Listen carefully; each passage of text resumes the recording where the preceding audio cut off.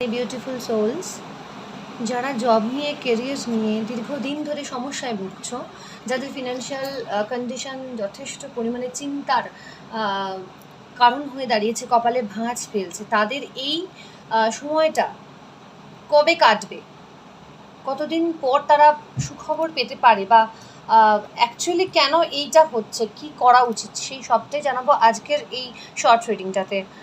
তো সাথে থাকো and keep calm, be positive.